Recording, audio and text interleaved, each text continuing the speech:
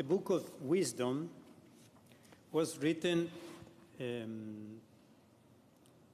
very close to Jesus' time and was written in Greek in Egypt. And this book that tried to share with us the wisdom of the Hebrews, it's in confrontation with the Greek culture.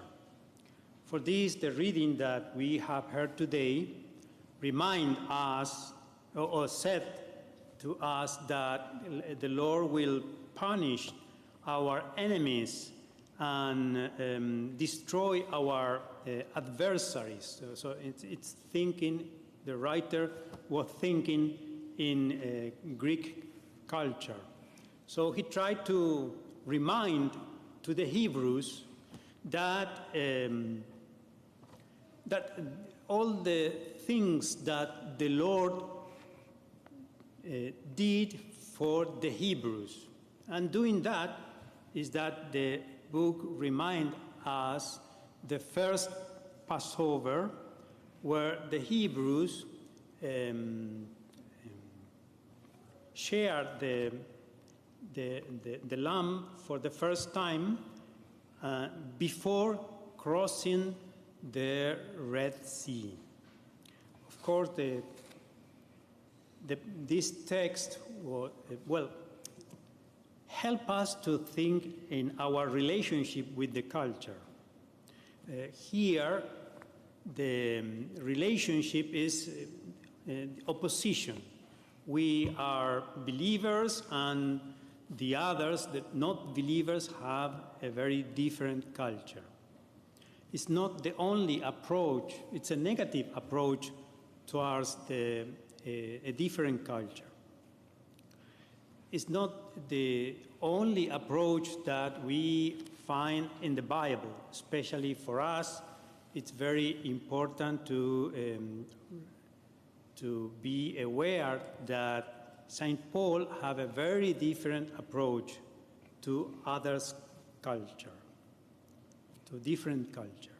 He was very positive up to the point that he said that Jesus is the one that freed us, and so he kept the things that for him was were essential to be Christians, and no problem with other cultures. So there are different approaches. Here it's the opposition. St. Paul have a very different approach. But the text was chosen by the liturgy because here it reminds us that we are waiting for salvation.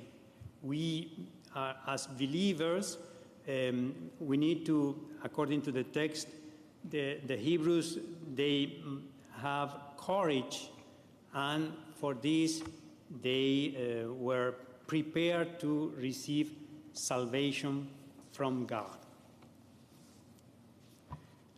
And that's, it's important for us to see the difference. We are believers, and the salvation is in the future. In this text of the Gospel, chapter 12, we have, well, it's important for us to understand this. Jesus belongs to a time where most of the Hebrews believe that this world was full of injustice, full of sufferings, and this world is so bad and so corrupt that this world will come to an end. And the situation is so bad that the end is close to us.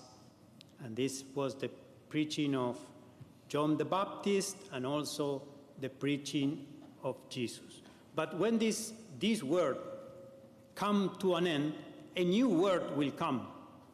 And this new word in the Gospels was called Kingdom of God.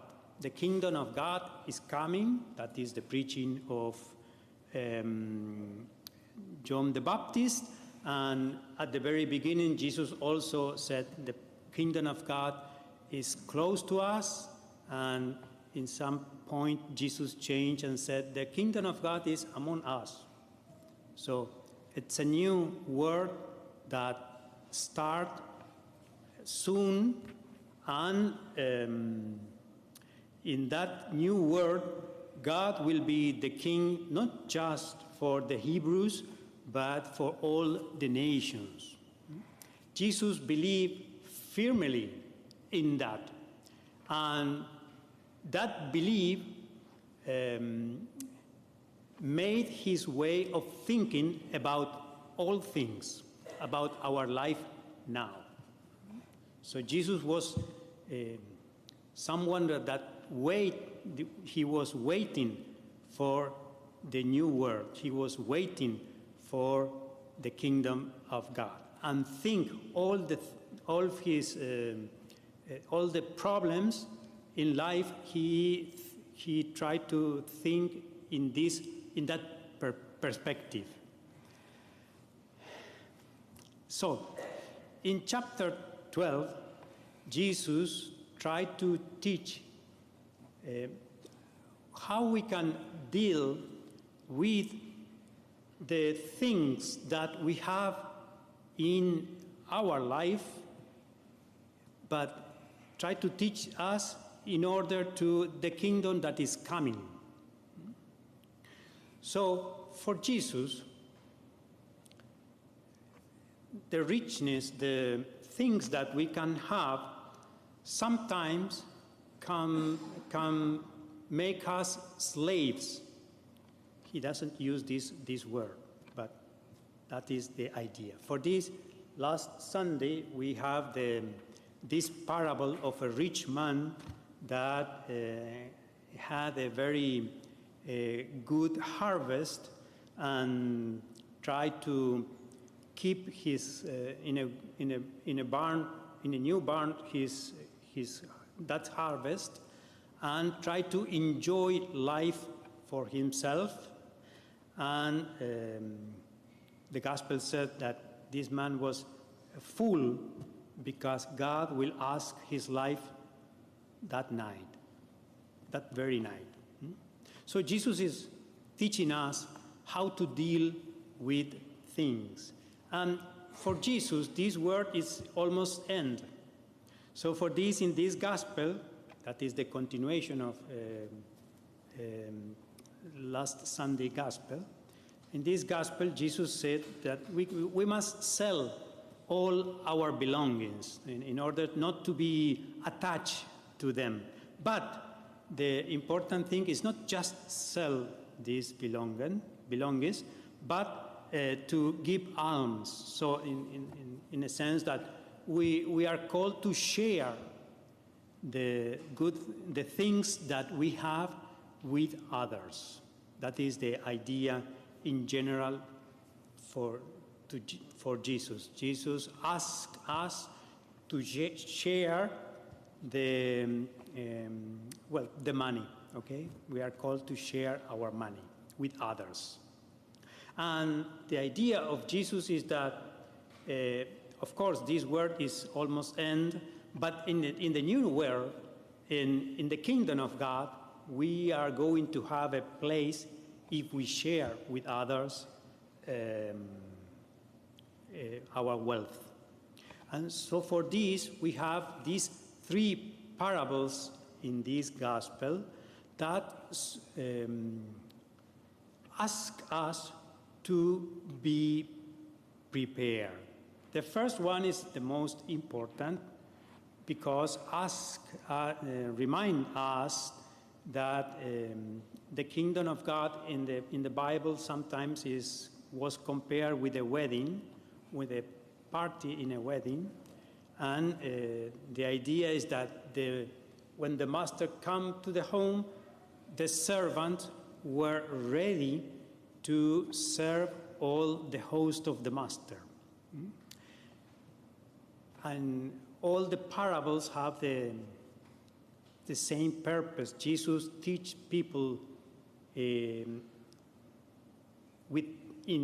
parables in order to challenge their faith and their comfort zone, as nowadays we use this word, comfort zone, where Jesus challenged our comfort zone and try to think and to imagine a very different world where God is the one that reigns over all of us.